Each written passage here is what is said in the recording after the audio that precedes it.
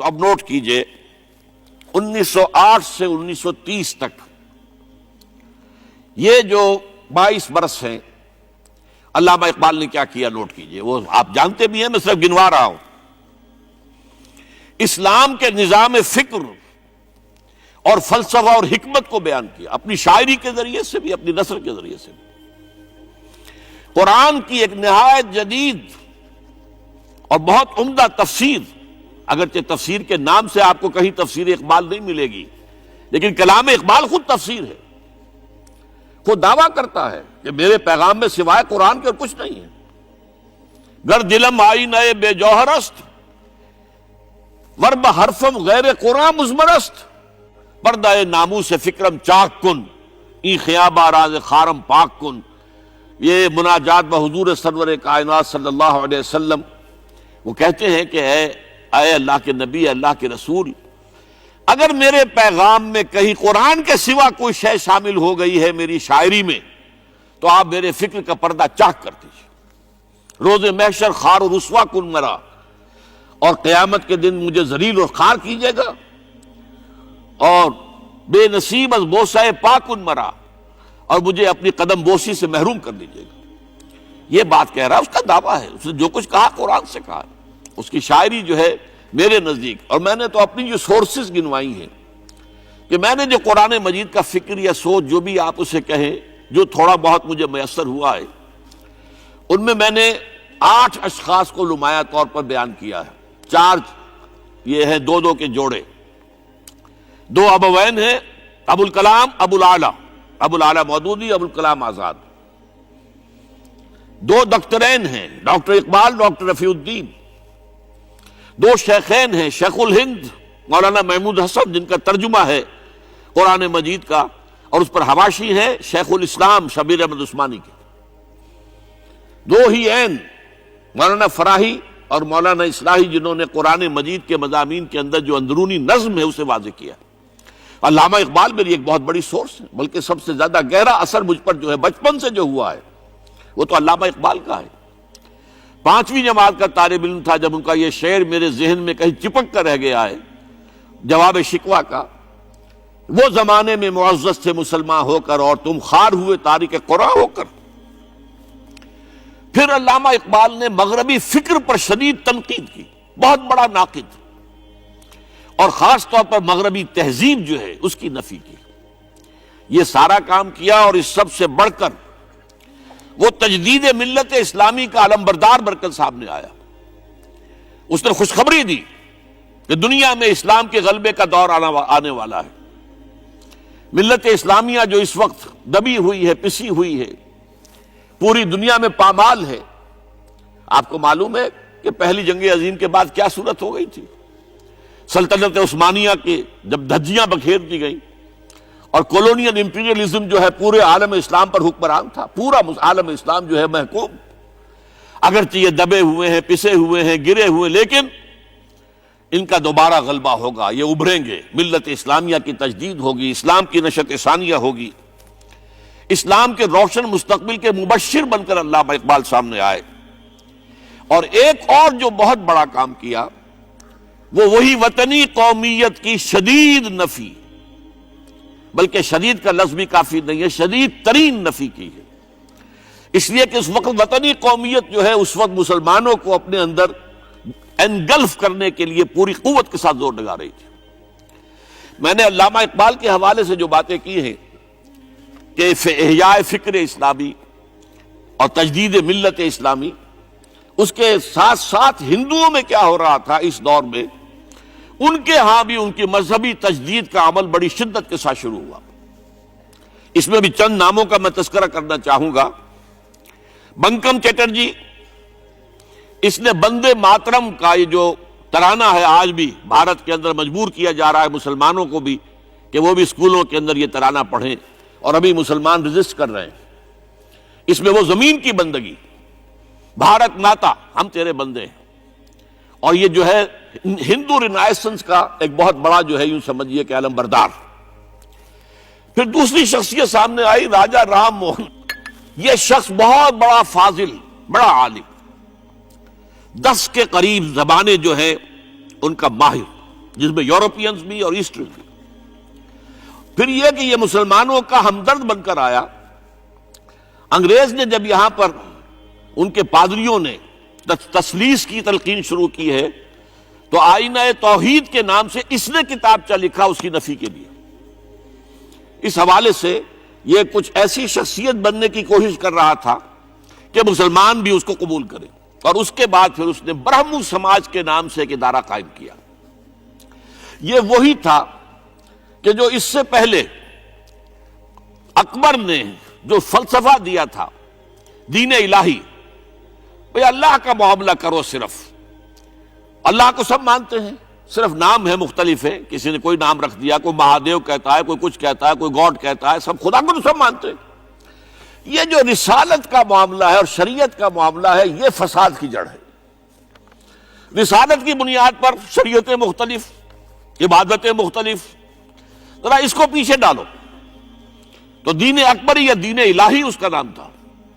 اس کے اندر بھی در حقیقت کوشش یہ تھی کہ تمام مذاہب کو ایک ہاون دستے میں ڈال کے اور اس کو کوٹ کے اور چھان پیس کے ایک صفوف بنا کر ایک کامن مذہب ہندوستان کا وجود میں لایا جائے.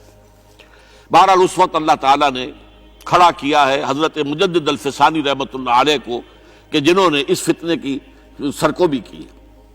اس نے بھی مجلس ایزدی کے نام سے ایسا ہی ادارہ شروع کیا، اور یہ گویا کہ ٹھنڈی چھری کے مانند، اس لیے کہ اسلام کا دار و مدار تو رسالت پر ہے.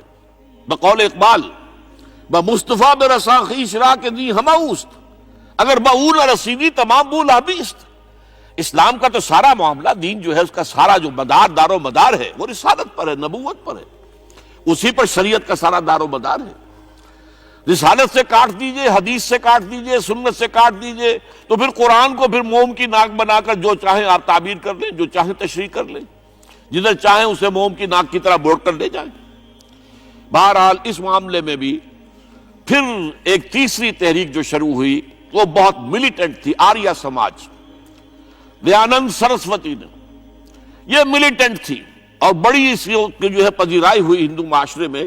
انہوں نے کھل کر یہ کہا کہ ہندوستان صرف ہندوؤں کا ملک ہے، یہاں مسلمانوں کے لیے کوئی جگہ نہیں، لہذا یا ہندو ہو جائیں مسلمان اور یا پھر یہاں سے ہجرت کر جائیں. کھل کر آریہ سماج، اسی کے تحت پھر مہاسبھا بنی، اسی کے تحت آر ایس ایس، انتہائی ملیٹنٹ آرگنائزیشن جو ہے ہندوؤں کی، یہ سب جو ہے دیانند سرسوتی کا. یہ اسی طریقے سے پھر شدھی کی تحریک شروع ہو چکی تھی، ریکلیم کرو مسلمانوں کو.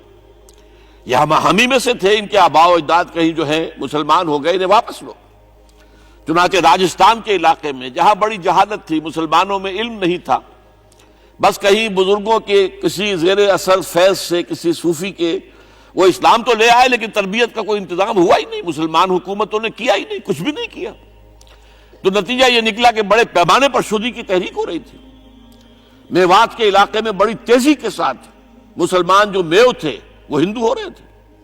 اسی پر تحریک اٹھائی ہے مولانا الیاس رحمۃ اللہ علیہ نے. ان کا مقابلہ کرنے کے لیے، اس تحریک کا، اس شدھی کی تحریک کا مقابلہ کرنے کے لیے یہ تبلیغی جماعت کا نظام بنایا تھا کہ بس 6 باتیں لو اور جاؤ، دیہات میں جاؤ، چنے لے کر گڑ لے کر جاؤ، کسی کا کھانا نہ کھاؤ، اپنا کھانا کھاؤ، کوئی تنخواہ نہیں، اور دین کی تبلیغ کرو. یہ نظام ان کا در حقیقت اسی شدھی کی تحریک کے جواب میں شروع ہوا. پھر سنگٹن کی تحریک شروع ہوئی کہ ہندوؤں کو سب کو جمع کر دیا جائے. اب اس اعتبار سے ذرا نوٹ کیجئے، علامہ اقبال نے جو نفی پھر وطنیت کی ہے، اتفاق سے یہاں یہ اشعار لکھے ہوئے ہیں: اس دور میں اور ہے، جام اور ہے، جم اور، ساقی نے بنا کی روش لطف و ستم اور، تہذیب کے آزر نے ترشوائے صنم اور، مسلم نے بھی تعمیر کیا اپنا حرم اور، ان تازہ خداؤں میں بڑا سب سے وطن ہے، جو پیرہن اس کا ہے وہ مذہب کا کفن. اب ذرا قلب ماہیت کا اندازہ کیجئے. وہی شخص جو کہہ رہا تھا کہ خاک وطن کا مجھ کو ہر ذرہ دیوتا ہے، وہ آج اس وطن کو ایک سب سے بڑا بت قرار دے کر اور اس کا قلع کما کرنے کے لیے کس قدر زوردار الفاظ جو ہے. اور یہی دوسری طرف یہ بت کہ تراشیدہ تہذیب نوی ہے. یہ جو نیشن سٹیٹ کا تصور ہے، یہ 18ویں صدی سے یورپ میں شروع ہوا نیشن سٹیٹ. ایک ملک میں رہنے والے سب شہری ہیں، برابر ہیں، اور ان کے اندر مذہب کا اختلاف ہو یہ اس کا کوئی حیثیت نہیں. مذہب تو پرائیویٹ معاملہ ہے، ہاں جو سرکاری سطح پر ہوگا معاملہ، اجتماعی معاملات جو ہے وہ کسی مذہب سے طے نہیں ہوں گے. یہ نیشن سٹیٹ کا تصور، یہ بت کے تراشیدہ تہذیب نبی ہے، غارت گرے کاشانہ دین نبوی ہے. بازو تیرا توحید کی قوت سے قوی ہے، اسلام تیرا دیس ہے تو مصطفی ہے. نہ زارہ دیری نہ زمانے کو دکھا دے، اے مصطفی خاک میں اس بت کو ملا دے. اس سے بھی زیادہ مجھے ملا ہے ایک ان کے قطعہ جو ہے، منزل راہ رواں دور بھی دشوار بھی ہے، کوئی اس قافلے میں قافلہ سالار بھی ہے، بڑھ کے خیبر سے ہے یہ مارکہ دین و وطن. خیبر، غزوہ خیبر سے کہیں بڑھ کر یہ دین و وطن کا مارکہ، کہ ہمارے نزدیک ہماری قومیت کی بنیاد ہمارا دین ہے. آج دنیا یہ کہتی ہے کہ قومیت کی بنیاد وطن ہے. یہ جو مارکہ دین و وطن ہے، بڑھ کے خیبر سے ہے یہ مارکہ دین و وطن. اس زمانے میں کوئی حیدر کرار بھی ہے. تو واقعہ یہ ہے کہ علامہ اقبال نے اس سلسلے میں وہ رول بھی پلے کیا کہ جو حضرت مجدد الفسانی رحمۃ اللہ علیہ نے دین اکبری کا قلع قبا کرنے میں ادا کیا تھا، اور اس میں کوئی شک نہیں ہے. اس اعتبار سے میں کہا کرتا ہوں کہ حضرت مجدد الفسانی کے بروز کی حیثیت رکھتے ہیں علامہ اقبال، اور ان کو جو گہری نسبت تھی. حاضر ہوا میں شیخ مجدد کی لحد پر، وہ خاک کے ہے زیر فلک مطلع انوار. گردن نہ جھکی جس کی جہانگیر کے آگے، جس کے نفس گرم سے ہے گرمی احرار. وہ ہند میں سرمایہ ملت کا نگہباں، وہ ہند میں سرمایہ ملت کا نگہباں. ملت کا سرمایہ تو سارا کا سارا جو ہے ایمان بالرسالت سے. آپ حضرت مجدد الفسانی کے خطوط پڑھیے، سب سے زیادہ زور اطاعت رسول، اطاعت رسول، اطاعت رسول، اطاعت رسول. جس کی جڑ کاٹنے کی کوشش کی تھی دین الہی کے ذریعے سے اکبر نے، اس کو دوبارہ مستحکم کیا ہے وہ مجدد الفسانی رحمۃ اللہ علیہ نے. اب آئیے 1930 کا ماہ دسمبر. اس میں ایک بات ہم دیکھ چکے، محمد علی جناح ہندوستان کی سیاست سے مایوس ہو کر ملک چھوڑ کر انگلستان میں جا کر آباد ہو چکے. اور اس ضمن میں ایک واقعہ میں آپ کو سنا دوں. ایس ایم اکرام صاحب کا نام بہت سے حضرات کے علم میں ہوگا. ان کی 3 کتابیں جو ہیں بڑی مارکت الآراء ہیں. آب کوثر، موج کوثر، روض کوثر. ادارہ ثقافت اسلامیہ کے ڈائریکٹر رہے بہت عرصے تک، بہت پڑھے لکھے آدمی تھے. وہ آکسفورڈ میں پڑھتے تھے اس زمانے میں. وہ لندن گئے، انہوں نے محمد علی جناح صاحب سے ملاقات کی اور کہا کہ آپ کیوں چھوڑ کر آ گئے ہندوستان؟ ہندوستان کے مسلمانوں کو آپ کی رہنمائی کی ضرورت ہے. تو جواب جو تھا محمد علی جناح کا وہ نوٹ کرنے کے قابل ہے. Hindus are incorrigible.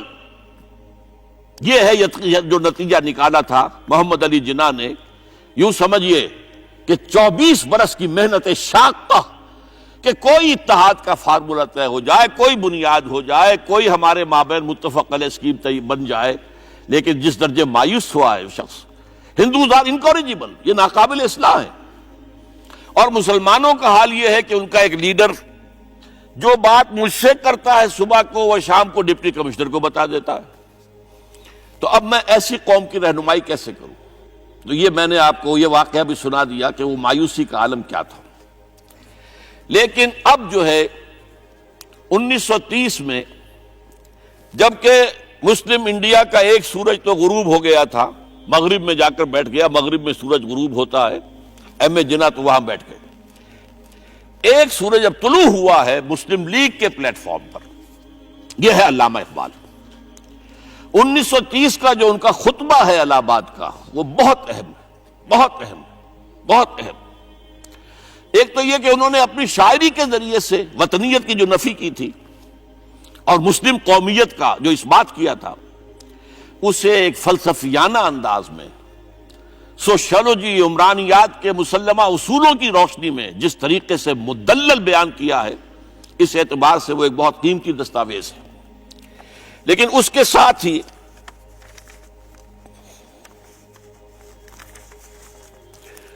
انہوں نے ایک تجویز پیش کی، اور یوں بھی کہیے کہ ایک پیشن گوئی کی۔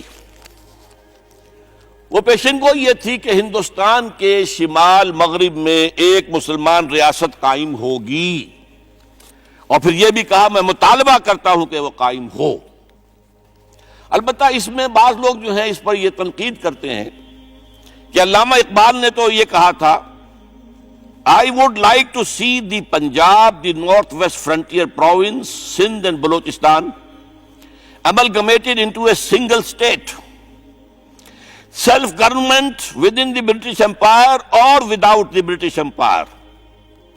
The formation of a consolidated Northwest Indian Muslim state appears to me to be the final destiny of the Muslims, at least of Northwest India. اس پہ اعتراض یہ کیا جاتا ہے کہ علامہ اقبال نے تو ہندوستان کے اندر برطانیہ کے حکومت کے اندر کے لیے تجویز دی تھی، لیکن یہ بات غلط ہے۔ اصل میں نوٹ یہ کیجئے کہ 1930 تک تو اس کا کوئی امکان ہی نظر نہیں آتا تھا کہ انگریز ہندوستان چھوڑ کے چلا جائے گا۔ تو اس وقت کے لیے ان کی تجویز یہ تھی کہ ہندوستان میں ایک صوبہ بنا دیا جائے، یہ آج کا پاکستان، یا یوں سمجھیے کہ جو کچھ عرصے پہلے 1 یونٹ بنا تھا۔ برٹش انڈیا میں بھی یہ 1 یونٹ کی حیثیت سے ایک سٹیٹ بن جائے، تاکہ اس علاقے میں مسلمانوں کے اندر جو کچھ قومیتی کچھ تھوڑا فرق ہے، کلچر کا فرق ہے، کچھ ان طرح کی چیزیں، زبانوں کا فرق ہے، تو یہ جو ہے مل جل کر ان کے اندر ایک قوم کا تصور جو ہے باقاعدہ پیدا ہو جائے۔ اسی لیے وہ کہتے ہیں I demand the formation of a consolidated Muslim state in the best interest of India and Islam. اب اس میں وہ بات یہ کہتے ہیں کہ for Islam it will be an opportunity to rid itself of the stamp that Arabian imperialism was forced to give it, to mobilize its laws, its education, its culture, and to bring them into closer contact with its own original spirit and with the spirit of the modern time. وہ کہتے ہیں کہ اگر ایسا ہو گیا، ایک تو یہ کہ ڈیسٹنی ہے، ہوگا رہے گا، شمال مغربی ہند کے اندر ایک مسلمان ریاست قائم ہو کر رہے گی۔ اب یہ پروفیسی بھی تھی، پیشن گوئی، اور یہ بھی کہ میں مطالبہ کرتا ہوں، ایک تجویز بھی تھی، لیکن اس کا جو اصل عنصر ہے، جو میرے نزدیک جو انقلابی حصہ ہے، جہاں تک ہندوستان کی جو تقسیم کا معاملہ ہے، یہ اور بھی بہت سے لوگوں کی طرف سے یہ باتیں آتی رہی تھی۔ میرے پاس یہاں پہ 14 نام لکھے ہوئے ہیں جنہوں نے ہندوستان کی تقسیم کا تذکرہ کیا، لیکن جس انداز میں، جس پلیٹ فارم پر آل انڈیا مسلم لیگ کا جو اینول سیشن ہے اور اس میں صدر کی حیثیت سے خطبہ دے رہا ایک شخص، تو یہ حیثیت جو ہے یہ بہت نمایاں، اور اس میں جس انداز میں بات کہی گئی ہے اس میں جو ایک پازیٹیو عنصر ہے۔ اگر ایسا ہو گیا، ایک نارتھ ویسٹ آف انڈیا میں مسلمان ریاست قائم ہو گئی، تو ہمیں ایک موقع مل جائے گا کہ عرب امپیریلزم، اب نوٹ کیجئے عرب امپیریلزم سے مراد کیا ہے؟ عربوں کا دور ملوکیت۔ اس سے پہلا کیا تھا؟ خلافت راشدہ، اصل اسلام۔ دور بنو امیہ تو اصل اسلام نہیں تھا، حکومتی سطح پر تو بالکل اسلام نہیں تھا۔ وہی دور ہے جس میں کہ سانحہ کربلا ہوا ہے، واقعہ حرہ ہوا ہے، ظلم کی انتہا ہوئی ہے، سینکڑوں تابعین کو حجاج ابن یوسف نے شہید کیا ہے۔ اس کو حدیث کے اندر بھی کہا گیا ہے ملکن اعظم، کاٹ کھانے والی ملوکیت۔ اس کے بعد جو ہے دور آیا ہے بنو عباس کا، وہ محل بنے ہیں شاندار، جو ہے جو بھی بادشاہوں کے ہاں ہوتا تھا وہ سارا کا سارا معاملہ آیا ہے۔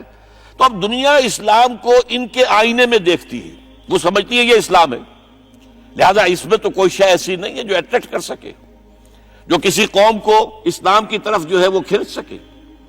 تو یہ جو امپریشن ہے جو کہ اس دور ملوک کی عرب امپیریلزم کا لفظ استعمال کیا ہے، اسلام کے چہرے پر جو بدنما داغ اور دھبے آ گئے ہیں، انہیں ہٹا کر وہ جو اس کی اوریجنل پیورٹی ہے، اور ظاہر بات ہے کہ دور ملوکیت سے پہلے خلافت راشدہ، تو گویا کہ اس میں اگرچہ نام خلافت راشدہ کا نہیں لیا گیا ہے، لیکن یہ ہے کہ بات مراد وہی ہے، لیکن اور اس میں بھی جو بڑی حکیمانہ بات ہے کہ ہم اس کو bring them into closer contact with its old original spirit، جو اصل اسلام کی اصل روح ہے، and with the spirit of the modern times، اس زمانے کے جو تقاضے ہیں ان کے مطابق اجتہاد کے دروازے کو کھول کر، اور ہم ایک ایسا نظام جو ہے وہ یہاں پر قائم کریں۔ یہ ہے وہ چیز کہ جس نے تحریک مسلم لیگ کے اندر ایک مثبت جذبہ، یہ نوٹ کر لیجئے میرے الفاظ، 1906 سے لے کر 1930 تک تحریک مسلم لیگ صرف ایک منفی موٹیو پر چل رہی تھی، منفی، نیگیٹو، خوف، ہندو کا خوف، ہندو دبا لے گا، ہندو ایکسپلائٹ کرے گا، ہندو معاشی طور پر بھی، تہذیبی طور پر بھی، ثقافتی طور پر بھی، مذہبی طور پر بھی شدی کی تحریک چل رہی ہے، ہمیں راستہ دکھایا جا رہا ہے، ہندوستان چھوڑ دو اور بھاگ جاؤ، چلے جاؤ۔ یہ سارا خوف کا عنصر تھا، اور اس میں تحفظات تلاش کرنے، کوئی ایسی یقین دہانیاں کہ وہ مسلمانوں کے حالات بہتر ہو جائیں، اس کے علاوہ کوئی اور موٹیو نہیں تھا، یہ منفی موٹیو تھا۔ اور اس کی وجہ ساتھ ہی یہ ہے کہ مسلم لیگ اس وقت تک کوئی عوامی جماعت تھی ہی نہیں، بلکہ کچھ خواص جو اونچے لوگ، نوابوں اور نوابزادوں اور ان ایسے لوگوں کی جو ہے یہ ایک جماعت تھی۔ لیکن 37 میں جو یہ انجیکشن لگا ہے یہ پازیٹیو ہے۔ اس کی مثال میں دیا کرتا ہوں کہ کوئی مریض پڑا ہوا اپنے بیڈ پر اور گلوکوز کی بوتل لگی ہوئی ہے اور ایک ٹیوب چل رہی ہے، تو اس کے اندر ہی کوئی اب انجیکشن لگانا ہے تو اس ٹیوب میں لگا دیتے ہیں، ایسا نہ ہو کہ کوئی اور پرک دینی پڑے مریض کو اور اسے تکلیف ہو۔ تو گویا کہ مسلم لیگ کا جو بھی وہ ایک نظام تھا، اس میں ایک انجیکشن لگایا ہے علامہ اقبال نے 1930 کے خطبے میں۔ اگلی بات، اس کے بعد یہی انجیکشن علامہ اقبال نے لندن میں مسٹر محمد علی جناح کے ذہن و فکر میں لگایا ہے۔ اس کا واقعہ کیا ہے؟ 3 گول میز کانفرنسیں ہوئی تھی، پہلی اور دوسری میں محمد علی جناح بھی شریک تھے، تیسری 1932 میں ہوئی، اب وہ شریک نہیں ہوئے، اس لیے کہ وہ سیاست چھوڑ چکے تھے، وہ تو سیاست کو خیر بات کہہ کر اب پریکٹس کر رہے تھے۔ لیکن علامہ اقبال اس میں گئے تھے، وہاں موقع ملا، قریبی ملاقاتیں ہوئیں، گفتگویں ہوئیں، اور ان ملاقاتوں کے نتیجے میں یہی انجیکشن علامہ اقبال نے محمد علی جناح کے ذہن اور فکر کے اندر لگایا ہے کہ بات کرو اسلام کے احیاء کی، وہ چیز کہ جو مسلمانوں کے جذبات کے اندر گرمی پیدا کرے، حرارت پیدا کرے۔ اس حوالے سے یہ جو انجیکشن لگایا گیا ہے، اسی سے پھر یہ کہ ان کے مزاج کے اندر ایک تبدیلی آئی۔ کچھ اور لوگوں نے بھی انہیں کہا ہوا تھا، لیکن یہ کہ خاص طور پر یہ بات اقبال کی تھی، جس کی اپنی ایک حیثیت تھی۔ بہرحال 1934 میں ایم اے جناح واپس آ گئے، پھر انہیں مسلم لیگ کا تا حیات صدر بنا دیا گیا، پھر انہوں نے مسلم لیگ کو سنبھالا ذرا، لیکن 1936 کے الیکشن جو آئے یہاں پر، اس میں کانگریس پوری اوور ویلمنگ میجورٹی سے جیت گئی۔ ابھی محمد علی جناح کو موقع ملا ہی نہیں تھا کہ ابھی مسلم لیگ کو سنبھال سکتے، اور ان جو وزارتیں بنی تھیں اس دور میں کانگریس کی، انہوں نے جو سلوک مسلمانوں کے ساتھ کیا، جو مظالم ڈھائے، جو انہیں دبایا اور ان کے حقوق کو پامال کیا، اس سے وہ نیگیٹو جو ایک موٹیو تھا وہ بھی اور قوی ہو گیا۔ اور اس کے بعد پھر محمد علی جناح نے 1937 سے لے کر 1947 تک، ایک لفظ میں استعمال کر رہا ہوں، آپ گھبرا نہ جائیں، 1937 سے 1947 تک اسلام کی قوالی گائی، پورے 10 برس اسلام اسلام اسلام اسلام، ہمیں اسلام چاہیے، اسلامی تہذیب ہم چاہتے ہیں، اسلامی قانون ہم چاہتے ہیں، ہمارے قوانین اور ہیں، ہمارا مذہب نہیں ہے، وہ دین ہے، وہ زندگی کے تمام معاملات پر۔ یہ جو ہے، میں قوالی اس لیے کہہ رہا ہوں کہ قوالی میں تکرار ہوتی ہے، جس تکرار کے ساتھ یہ اب اس موقع پر آ کر محمد علی جناح قائد اعظم بن گئے۔ مسلمانوں کے دلوں کی بات، اقبال نے جو ولولہ پیدا کر دیا تھا، ایک ولولہ تازہ دیا میں نے دلوں کو، لاہور سے تا خاک بخارا اور سمرقند، وہ جو ولولہ تھا، جو غلغلہ تھا، اب محمد علی جناح کی زبان سے جب وہ بات آئی ہے تو یہ مسلمانوں کے دل کی آواز تھی، ان کی روح کی پکار تھی۔ لہذا اب مسلم لیگ ایک عوامی جماعت بنی اور محمد علی جناح اب قائد اعظم قرار پائے۔ اب اس معاملے میں چاہتا ہوں ذرا، کیونکہ یہ بات نئی سی ہوگی، میرے اس تجزیے کے روح سے نظریہ پاکستان اسلام اور اسلام کا احیاء خلافت راشدہ کے مفہوم میں، اور اس کا خالق اقبال ہے، اس میں کوئی شک نہیں، قائد اعظم تک بھی یہ بات پہنچانے والا اقبال ہے، اور پھر اسی پر قائد اعظم نے عمل کیا ہے۔ تو اس چیز کو بہت سے لوگ جو ہیں آسانی کے ساتھ تسلیم نہیں کریں گے، لیکن میں یہ چاہتا ہوں کہ خود قائد اعظم نے علامہ اقبال کے بارے میں جو کچھ کہا ہے اس کی دو کوٹیشنز آپ کے سامنے رکھ دوں۔ کلکتہ 21 اپریل 1938 کو علامہ اقبال کا انتقال ہوا۔ اس وقت کلکتہ میں ایک بہت بڑا جلسہ ہو رہا تھا فلسطین کے مسئلے پر غور کرنے کے لیے، قائد اعظم اس کے چیف مقرر تھے۔ اب یہ خبر پڑھیے، A mammoth public meeting of the Muslims of Calcutta was held on the football ground on 21st April to consider the Palestine problem. But it was converted into a condolence meeting to mourn the death of Allama Iqbal. Mr. M. A. Jinnah said that the sorrowful news of the death of Dr. Sir Muhammad Iqbal had plunged the world of Islam in gloom and mourning. Sir Muhammad Iqbal was undoubtedly one of the greatest poets, philosophers, and seers of humanity of all times. Note kijiye. One of the greatest poets, philosophers, and seers, جن کو کہ مستقبل کو دیکھنے کی صلاحیت ہوتی ہے، جن کی نگاہ گاہ میری نگاہ تیز چیر گئی دل وجود، جس کے بنا پر آب روان کبیر تیرے کنارے کوئی دیکھ رہا ہے کسی اور زمانے کے خواب۔ یہ علامہ اقبال نے جو کچھ دیکھا تھا اسلام کے مستقبل کے بارے میں۔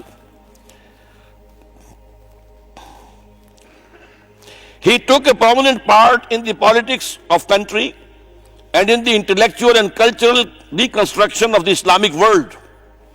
His contribution to the literature and thought of the world will live forever. اب آخری جملہ سنیے غور سے۔ To me, he was a personal friend, number 1, philosopher, number 2, and guide, number 3, and as such the main source of my inspiration and spiritual support. کوئی شک اس کے بعد رہ جاتا ہے؟ اور یہ الفاظ کون کہہ رہا ہے؟ یہ محمد علی جناح ہے۔ لفاظ آدمی نہیں ہے وہ کوئی شعلہ بیان خطیب جو الفاظ جو ہیں اس کے ابار لگا دے، نہیں، جو ایک ایک لفظ، وکیل، بہت بڑا وکیل، ایک ایک لفظ جو ہے تول کر بولنے والا، انہیں کیا قرار دیا؟ خود تسلیم کیا۔ دوسرا میں اور دے رہا ہوں، یہ سن 40 میں اقبال ڈے منایا گیا تھا۔ اب اس میں کیا کہتے ہیں Quaid Azam? If I live to see the ideal of a Muslim state being achieved in India, and I were then offered to make a choice between the works of Iqbal and the rulership of the Muslim state, I would prefer the former. اگر ہم کامیاب ہو جاتے ہیں کہ اسلامی ریاست قائم کرنے میں، مسلمان ریاست قائم کرنے میں، اور اس کے بعد میرے سامنے چوائس رکھا جاتا ہے کہ یا تو علامہ اقبال کا کلام لے لو اور یا حکومت کے سربراہ بن جاؤ، تو میں علامہ اقبال کے کلام کو ترجیح دوں گا۔ اور سنیے، Continuing, Mr. Jinnah said that in April 1936, he thought of transforming the Muslim League, which was then only an academic institution, into a parliament of the Muslims of India. From that time to the end of his life, he continued. Iqbal stood like a rock by him. Iqbal, Mr. Jinnah said, was not only a great poet who had permanent place in the history of the world's best literature. He was a dynamic personality who during his lifetime made the greatest contribution towards rousing and developing of Muslim national consciousness. اب اس کے بعد جو ہے نظریہ پاکستان کیا تھا اور اس کا خالق کون تھا، اس کو اچھی طرح سمجھ لیجئے۔ بہرحال یہ وہ معاملہ تھا کہ جب قائد اعظم نے اسلام کا جو ہے راگ الاپا ہے یا قوالی گائی ہے، تو اب اس کے نتیجے میں جیسے قوالی میں ہوتا ہے قوم کو حال آ گیا۔ آپ ذرا سوچئے، مسلم لیگ کو مائنورٹی پراونسز کے لوگوں نے کیوں ووٹ دیے تھے؟ کیا یو پی کبھی پاکستان میں آ سکتا تھا؟ کیا مدراس کبھی پاکستان میں آ سکتا تھا؟ کیا بامبے پاکستان میں آ سکتا تھا؟ کیا سی پی پاکستان میں آ سکتا تھا؟ پھر ذرا سوچئے، عقل کے خلاف بات نظر آتی ہے۔ یہ حال میں آنے والے کا معاملہ ہے، جہاں جذبات کی جو ہے وہ حکمرانی ہو جاتی ہے، عقل ایک طرف رہ جاتی ہے۔ ورنہ کیا بات ہے، ان کے تو اسلام پاکستان کے ساتھ کوئی تعلق نہیں ہو سکتا، تو پھر مسلم لیگ کو ووٹ دے رہے ہیں، پاکستان کے لیے ووٹ دے رہے ہیں۔ پاکستان کا ریزولوشن سن 40 میں ہو چکا ہے، اور سن 46 کے الیکشن میں مسلم لیگ کامیاب ہوتی ہے پورے ہندوستان میں، the majority provinces as well as the minority provinces, جس میں کہ مسلم لیگ کو جو ہے پورے ہندوستان کے مسلمانوں کی واحد نمائندہ جماعت ہونے کی جو ہے ایک حیثیت حاصل ہو جاتی ہے۔